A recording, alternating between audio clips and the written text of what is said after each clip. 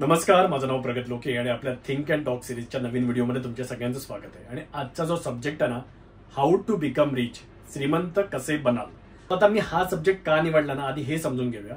जर तुम्ही आत्ताची जगाची प्रेझेंट सिच्युएशन बघितलात ना, तर USA आणि युरोपियन युनियन म्हणजे युरोप हे जगाला डॉमिनेट करतात। यालाच वेस्ट कंट्रीज असं पण म्हटलं जातं। आणि याचं सिंपल रिझन, जगाची जी सगळी जीडीपी आहे ना, त्याच्यामध्ये 40 ते 50% जीडीपी या दोघांच्या हातामध्ये आहे। ओके, म्हणजे त्यांची जी इकॉनॉमिकल पॉवर आहे ना, ती खूपच स्ट्रॉंग आहे आणि त्याच्यामुळे त्यांची मिलिटरी पॉवर पण तेवढीच जास्त चांगली आहे। आज आपण भारताची इकॉनॉमी म्हटलं ना, तर ती फक्त 3-3.5 ट्रिलियन आहे आणि आपण एक्सपेक्ट करतोय 2047 सालापर्यंत आपली एक 30 ट्रिलियनची इकॉनॉमी होईल। आणि जर ही 30 ट्रिलियनची इकॉनॉमी बनवायची आहे, म्हणजे जर आपल्याला आर्थिक महासत्ता बनवायची आहे ना, तर आपल्याला इंडिव्हिज्युअलरित्या रिच पण बनणं आवश्यक आहे। तर आपल्याला इंडिव्हिज्युअलरित्या श्रीमंत होणं आवश्यक आहे। इंडिव्हिज्युअलरित्या आपण श्रीमंत झालो की आपला देश पण श्रीमंत होणारच। आणि सेकंड रिझन, आपण हा व्हिडिओ बनवतोय मराठीमधून। तर प्रत्येक मराठी माणसाला असं वाटत असतं कुठे ना कुठेतरी की मुंबईमध्ये मराठी माणसाला दुजाभाव दिला जातो।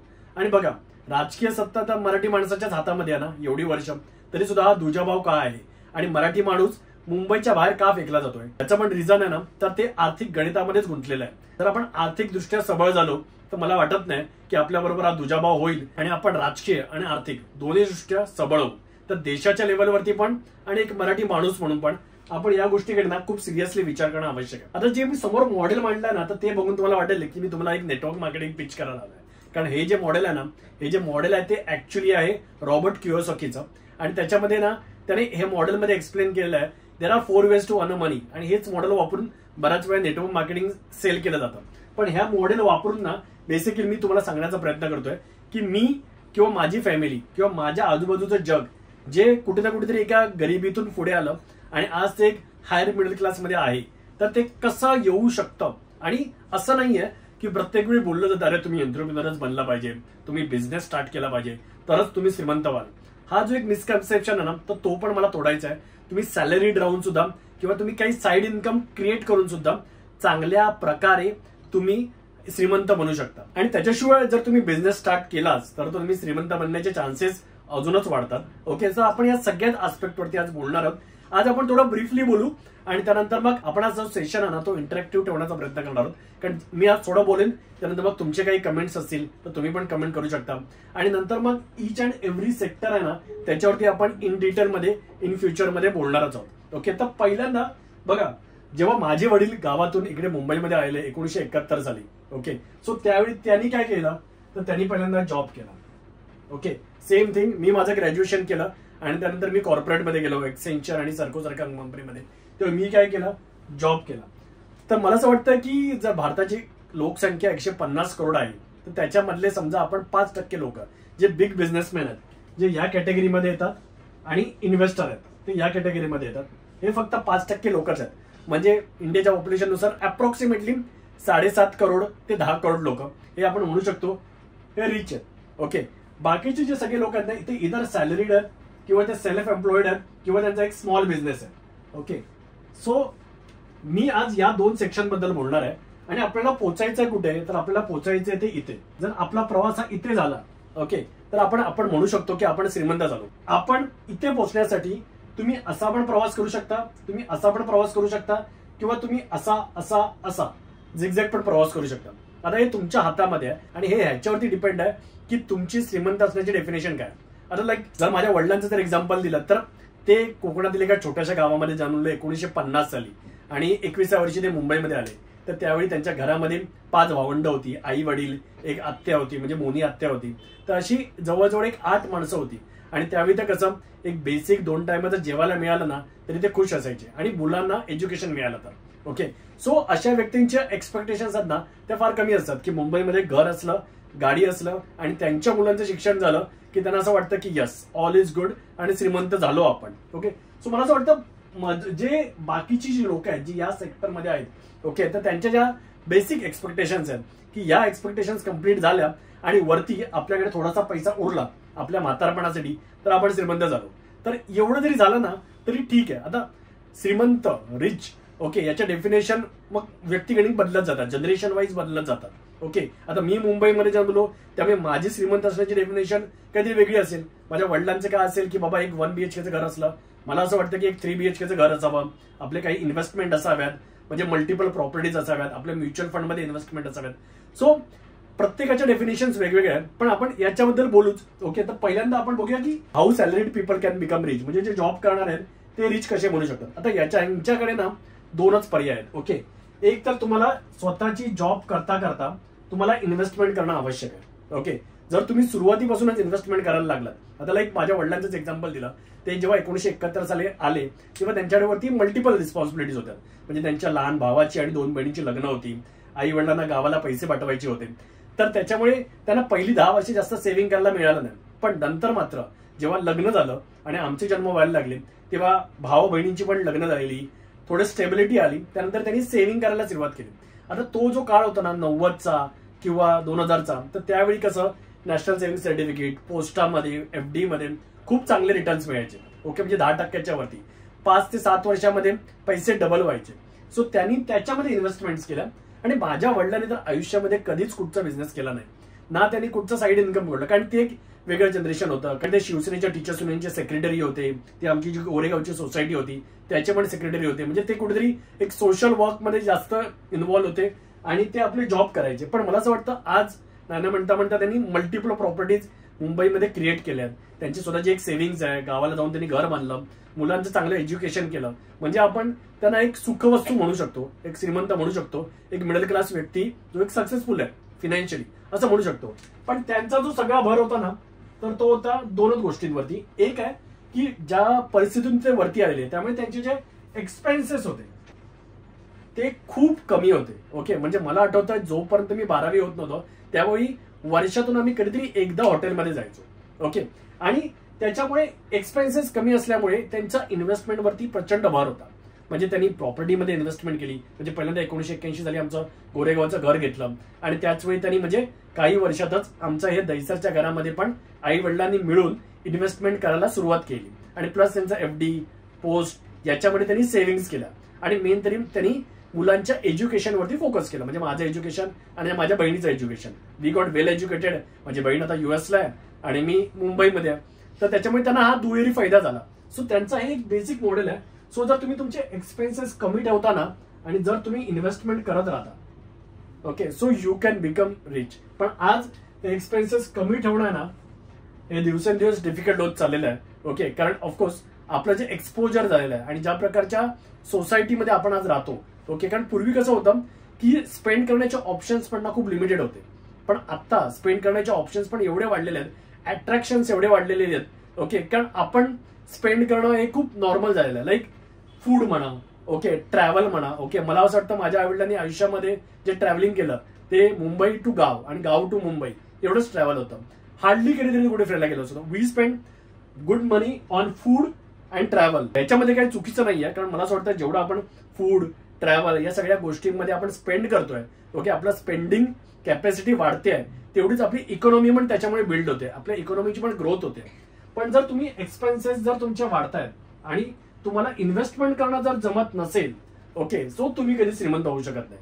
मग जर समजा तुमची एक सॅलरी असेल 15,000 रुपये, 20,000 रुपये, तर मग तुम्हाला एक्सपेन्सेस मॅनेज करून इन्व्हेस्टमेंट करणं खूप डिफिकल्ट आहे. पण जर तुम्हाला एक चांगला जॉब मिळाला आहे, 50-60,000 रुपयाचा एक जॉब आहे, आणि बघा आता मी जे सगळं बोलतोय ना, तर ते मी मुंबईच्या कंटेस्टमध्ये बोलतोय, कारण मी मुंबईमध्ये राहतो. तर 50 ते 60,000चा जॉब मुंबईमध्ये डिसेंट समजला जातो. 1 लाखाचा तुमच्याकडे जर जॉब असेल तर it's a well and good. Okay, 1 lakh रुपये महिना. जर तुम्ही 50 ते 60,000 रुपये जर तुमची सॅलरी असेल आणि जर तुमचे नवरा बायको दोघी मिळून 1 लाख रुपये कमवतात, so then you have to save at least 30 to 40% of your money. जर तुम्ही ते सेव्ह केले, तुम्ही इन्व्हेस्ट केले, ओके, तर तुम्ही श्रीमंत बनू शकता. जर तुम्ही हे नाही करू शकत आहात, ओके, माझ्या वडिलांनी तर मला वाटतं 50 ते 60% त्यांचे जे इन्कम होतं ते त्यांनी सेव्ह केलेलं आहे. सो दॅट इज रिझन ते आज एक सुखवस्तू आयुष्य जगू शकतात. पण ते ट्रेंड मी आजकाल बघत नाही. जर तुम्ही 1 लाख रुपये कमवता दोघं मिळून सुद्धा, आणि जर तुम्ही 30 ते 40,000 रुपये नाही सेव्ह करू शकत असाल, तर तुमचं फ्युचर गडबड आहे. ओके, तुम्हाला हे पैसे सेव्ह करावेच लागणार. Okay, that is necessary. आणि लोक म्हणतील की नाही, आम्हाला तर आमचे स्पेंड करायचेच आहेत, आणि that also I understand, because ज्या काइंड ऑफ सोसायटीमध्ये आपण जगतोय, इकॉनॉमीमध्ये जगतोय, आपल्याला अट्रॅक्शन्स आहेत, आपल्याला स्पेंड करायचे आहेत. सो जर तुम्हाला वाटतंय की बाबा मला स्पेंड तर करायचे आहेत, ओके, पण मला श्रीमंत पण म्हणायचं आहे, मग देन तुम्हाला या सेकंड ऑप्शन मध्ये यावंच लागणार. Okay, and that is the my favourite second section आहे जो सेल्फ एम्प्लॉईड आहे आणि स्मॉल बिझनेसेस आहे. ओके, आता सॅलरीचा जॉब करता करता तुम्ही सेल्फ एम्प्लॉईड बनू शकता. ओके, म्हणजे हे तुमचा एक साईड इन्कम आहे, साईड हसल आहे. ओके, म्हणजे तुम्हाला तुमच्या एक्सपेन्सेस वरती कमी नाही करायचं आहे. तुम्हाला ह्याच्यामधून जे तुमचं इन्कम येईल मे बी तुम्ही ते इन्व्हेस्ट करा. So that is an additional income. Okay, आणि याच्यामध्ये ना प्रचंड स्कोप आहे. ओके, सो मी तुम्हाला सांगतोय की याच्यामध्ये काय काय करू शकता तुम्ही. स्मॉल बिझनेसेस म्हणजे एखादा स्मॉल बिझनेस करताना तुम्ही आधी बघा की त्याच्यामध्ये इन्व्हेस्टमेंट किती आहे. ओके, कारण तुम्ही जॉब करताय. जर तुम्ही स्मॉल बिझनेस म्हणजे काही जणांना पैसे सेव्ह करतात 10 ते 15 लाख रुपये आणि नंतर एखादा सगळ्यांच्या डोक्यामध्ये काय असतं रेस्टॉरंट टाकायचं, पण ते रेस्टॉरंट चालवणं जमलं पाहिजे. रेस्टॉरंट खूप रिस्की बिझनेस आहे. ओके, आणि तुम्हाला काही अनुभव नसेल ना तर रेस्टॉरंट सारखा बिझनेस फसू पण शकतो. सो अशा प्रकारच्या बिझनेसची सुरुवात केली पाहिजे ना ज्याच्यामध्ये ना 2 आस्पेक्ट आहेत. एक आहे की लर्निंग आणि सेकंड आहे ते कम्युनिकेशन. सो लर्निंग आणि कम्युनिकेशन या ज्या तुमच्या 2 क्वालिटीज आहेत ना याच्यावरती जर तुम्ही काम केलात, ओके, तर जे तुम्ही सेल्फ एम्प्लॉईड आहेत ना या सेक्टरमध्ये तुम्हाला प्रचंड ऑप्शन्स आहेत. आणि सेल्फ एम्प्लॉईड मध्ये ना 2 गोष्टी होतात. ओके, की काय होतात की तुम्ही स्वतःला पण इम्प्रूव्ह करतात आणि त्याच्याशिवाय तुम्ही चांगल्या प्रकारचा इन्कम पण क्रिएट करू शकता. आता हे जे सेल्फ एम्प्लॉईड आहेत याच्यामध्ये कोण कोण येतात तर बघा, जनरली जे परसेप्शन लोकांचे आहेत तर त्याच्यामध्ये एक आहेत ते इन्शुरन्स एजंट आहेत, त्यानंतर मग म्युच्युअल फंड ब्रोकर आहेत, त्यानंतर मग रिअल इस्टेट एजंट आहेत, आणि त्याच्याशिवाय जे मी करतो ते म्हणजे कॉन्टेंट क्रिएशन आहे. ओके, सो मी तर मोस्टली ऑलमोस्ट सगळंच करतो. ओके, पण मी हे का करतो याचं सिंपल रिझन आहे, याच्यासाठी काही इन्व्हेस्टमेंट लागत नाही. ओके, जर तुम्ही एक स्मॉल बिझनेस स्टार्ट करताय, तुम्ही जर एखादा शॉप घेताय आणि एका ट्रेडिशनल बिझनेससाठी जाताय, सो त्याच्यासाठी तुम्हाला इन्व्हेस्टमेंट लागणार. आणि जर तुमचा तो बिझनेस फसला, ओके, तर तुमचा सगळा लॉस होणार. म्हणजे तुम्ही जे पैसे सेव्ह केले ना तर ते पण गायब होणार. तर मी तर तुम्हाला नेहमीच सजेस्ट करेन की get in to these kind of businesses ज्याच्यामध्ये ना इन्व्हेस्टमेंट कमी आहे. ओके, म्हणजे इन्व्हेस्टमेंट निग्लिजिबलच आहे. आता तुम्हाला जर आज कॉन्टेंट क्रिएटर बनायचं आहे, अरे इन्व्हेस्टमेंट काय, तुमच्याकडे आता स्वतःचा मोबाईल आहे, तुम्हाला फक्त मोबाईलवरतीच एडिटिंग करायला शिकायचं आहे. ओके, आणि तुम्ही एक कॉन्टेंट क्रिएटर बनू शकता. रिअल इस्टेट एजंट बनण्यासाठी काय लागतं तर एक गव्हर्नमेंटचं लायसन्स लागतं, रेराचं. 10,000 रुपये भरा, रेराचं लायसन्स घ्या आणि तुमच्या एरियामध्ये तुम्ही रिअल इस्टेट एजंट बनू शकता. जरी तुम्ही रेंटवरती एखादी जागा, आता मुंबईमध्ये ऑन अन ॲव्हरेज रेंट किती आहे 15 ते 20,000. जर तुम्ही वर्षामध्ये एक 3 ते 4 फ्लॅट जरी रेंटवरती चढवले तरी तुम्ही एक 60 ते 70,000 रुपये कमवू शकता. एक डील जरी तुम्ही क्रॅक केली, 1% आपण पकडूया त्याचा इंटरेस्ट, तरी तुम्ही 1 लाख रुपये कमवता 1 करोड वरती. सो असं प्रोफेशन. म्युच्युअल फंड ब्रोकर तुम्ही बनू शकता. ओके, लोकांना तुम्ही इन्व्हेस्टमेंट बद्दल गाईड करा आणि त्याच्यावरती तुम्हाला ट्रेल कमिशन मिळतं. इन्शुरन्स एजंट तुम्ही बनू शकता. दो आयडियली मी तर तुम्हाला नक्कीच सजेस्ट करेन की इन्शुरन्स एजंट बनला तर हेल्थ इन्शुरन्स आणि लाईफ इन्शुरन्स मध्ये फक्त टर्म प्लॅन सेल करा. ट्रॅडिशनल प्लॅन सेल करू नका. मे बी तुम्ही चांगले पैसे कमवणार, पण तुम्ही ज्यांना इन्व्हेस्ट करायला सांगताय तर त्यांचं त्याच्यामध्ये लॉस आहे. पण हे जे सगळे बिझनेसेस आहेत किंवा याच्यासारखे अजून बरेचसे बिझनेस तुम्हाला मिळायला लागतील. ओके, की ज्याच्यामध्ये तुमची इन्व्हेस्टमेंट आहे ना ती तुम्ही 2च करताय. एक आहे तुमचं टाइम, तुमचं स्किल आणि तुमचं नॉलेज. ओके, टाइम, स्किल आणि नॉलेज. ओके, हे देऊन तुम्ही पैसे कमवण्याचं बघता आणि हे करता करता तुम्ही स्वतः पण इम्प्रूव्ह होताय. ओके, आता कॉन्टेंट क्रिएशन करून मी किती शिकलो. ओके, आता हा व्हिडिओ बनवण्यासाठी मला पण थोडाफार अभ्यास करावा लागला असेल तर मी किती शिकलो. सेम तुमचं स्किल डेव्हलप होतं की नाही. ओके, जर तुम्ही माझे सुरुवातीचे युट्यूबचे व्हिडिओ बघितला असाल किंवा कोणत्याही कॉन्टेंट क्रिएटचे, सगळेजण फंबल मारतात, सगळेजणांचा कॉन्फिडन्स लो असतो. पण जेव्हा तुम्ही असं कॅमेरासमोर एवढ्या लाखो लोकांसमोर येऊन बोलायला लागता तेव्हा तुमचा कॉन्फिडन्स पण बूस्ट होतो. राईट, तुम्ही तुमचं स्किल डेव्हलप करताय आणि ऑफकोर्स टाइम तर आहे ना, तुम्ही जॉब करताय. ओके, तर तुम्ही बघा असं तर नाही होणार की तुम्ही फक्त जॉब करताय आणि तुम्ही म्हणाल अरे मला वेळच नाही मिळत.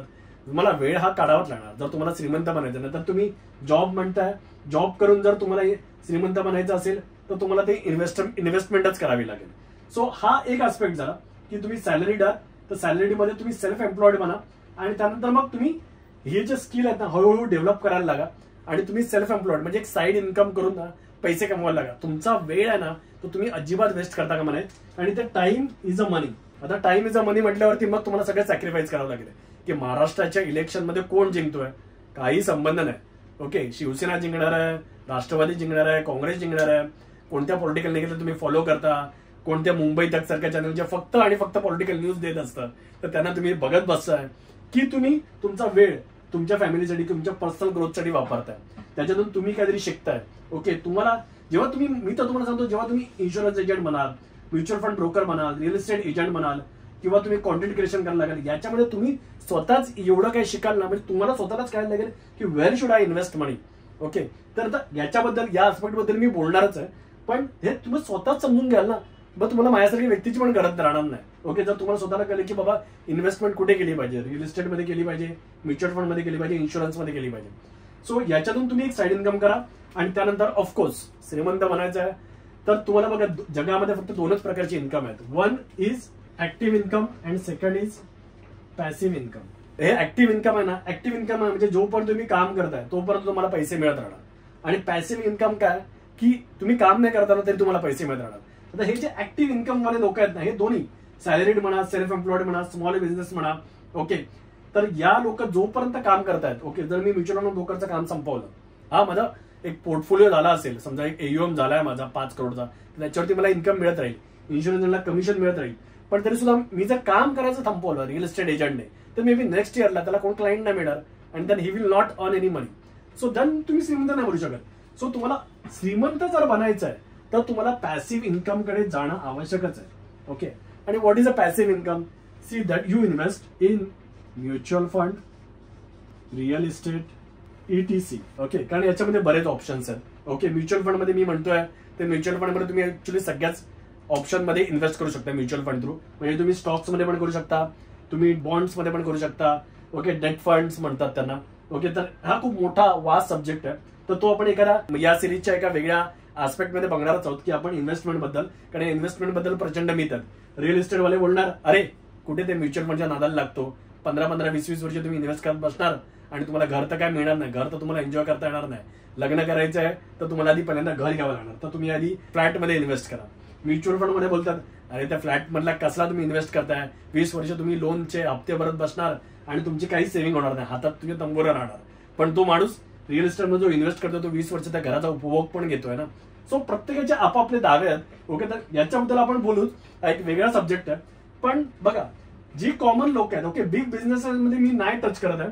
ओके, कारण बघा मी काय बिग बिझनेसमॅन नाहीये, जे मी करतो त्याच्याबद्दल मी तुम्हाला बोलतो. आणि 150 करोड भारताच्या जनतेमध्ये 140 करोड हे सगळे इथेच आहे. ओके, उरलेले फक्त 10 करोड आहेत ना, हे फक्त इथे आहे. तर हा व्हिडिओ काय मी 10 करोड लोकांसाठी बनवत नाहीये, 140 करोड लोकांसाठी बनवतोय. ओके, तर 140 करोड लोकांनी हेच आपल्याला ऑप्शन्स आहेत. जर तुम्हाला उद्या तुमच्याकडे काही मोठी बिग बिझनेस आयडिया असेल, जर तुमच्याकडे उद्या काही फंडिंग असेल, okay, so in that scenario तुम्ही एखादा बिग बिझनेस ओपन करा ना. तुम्ही पण टाटा अंबानी म्हणू शकता, पण टाटा अंबानी बनण्यासाठी प्रचंड सॅक्रिफायसेस करावे लागतात, प्रचंड मेहनत करावी लागते.